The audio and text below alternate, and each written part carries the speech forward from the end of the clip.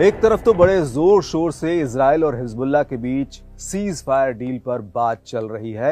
कुछ रिपोर्ट्स में तो यह भी कहा गया है कि इजराइल की सिर्फ एक शर्त को छोड़कर हिजबुल्लाह युद्ध विराम के लिए तैयार भी है, लेकिन दूसरी तरफ दोनों ने एक दूसरे पर हमले भी तेज कर दिए हैं। हेलो दोस्तों, मैं अरविंद योगराज और आज बात होगी इन्हीं खूनी हमलों की और बताएंगे कि कौन किस पर भारी पड़ रहा है। देखिए, अभी हाल ही में इजराइल ने हाइफा समेत गाजा पट्टी और लेबनान के कई इलाकों में भयंकर हमले किए। हाल ही में किए गए एक इजरायली हमले में तो 80 से अधिक लोग मारे गए। हिजबुल्लाह में भी इजरायली कब्जे वाले कई सैन्य ठिकानों पर हमले कर इजराइल को भारी चोट दी है और अब इजराइल ने फिर एक हमला किया है और इस हमले में भी बड़ी संख्या में लोग मारे गए हैं।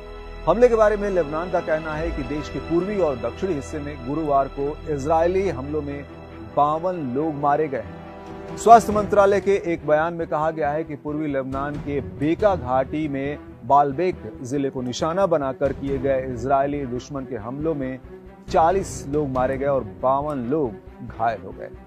तो बात हो रही है इजराइल और हिजबुल्लाह के एक दूसरे पर हो रहे हमले की। उधर लेबनानी समाचार एजेंसी NNA ने कहा कि मकने गांव में एक घर पर हमला किया गया जिसमें एक दंपत्ति और उनके 4 बच्चे मारे गए। इसके साथ ही पास के नाभा में एक छापे में 11 लोग मारे गए। इसमें भी एक दंपत्ति और उसकी छोटी बेटी मारी गई। इतना ही नहीं, दक्षिणी लेबनान के नबातिये जिले में इजरायली हमले में 7 लोगों के मारे जाने और 24 लोगों के घायल होने की भी खबर है। दक्षिणी लेबनान में ही अन्य जगहों पर हुए हमलों में भी 5 लोगों के मारे जाने और 26 लोगों के घायल होने की सूचना है। इसके अलावा भी इजरायली सेना ने दक्षिणी बेरूत में हिजबुल्लाह के ठिकानों पर और वहां के हथियार डिपो और कमांड मुख्यालय पर हमला किया। इन हमलों में भी लोग मारे गए और घायल हुए।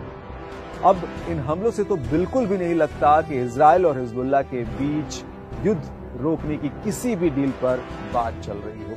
इनके बीच के युद्ध को समाप्त कराने के लिए अमेरिका भी लगा हुआ है। अमेरिकी दूत वहां पर अमोस होस्टीन लगातार प्रयास कर रहे हैं।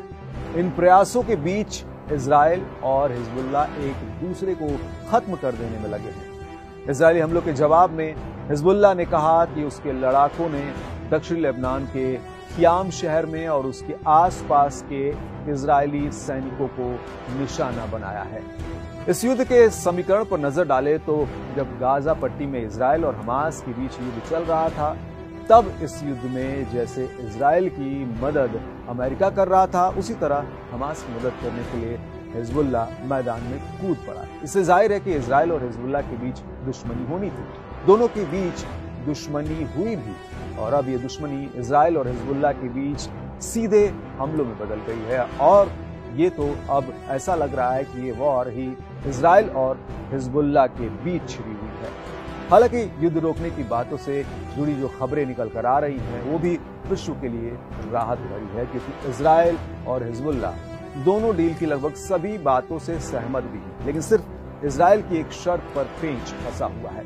इजराइल का कहना है कि उसे हिजबुल्लाह पर कार्रवाई करने की छूट चाहिए और हिजबुल्लाह का कहना है कि वो इजराइल की किसी भी शर्त पर युद्ध विराम समझौता नहीं करेगा। यहाँ तक कि हिजबुल्लाह ने तो हाल ही में ये तक धमकी दी कि वो इजराइल की शर्त पर समझौता नहीं करेगा, बल्कि अगर जरूरत हुई तो वो इजराइल से तब तक युद्ध करने के लिए तैयार है जब तक इजराइल युद्ध करना चाहे। ऐसे में अभी कुछ भी साफ नहीं हो पा रहा है कि क्या इजराइल और हिजबुल्लाह इस बार युद्ध विराम पर सहमत हो जाएंगे या फिर युद्ध और लंबा खिंचेगा।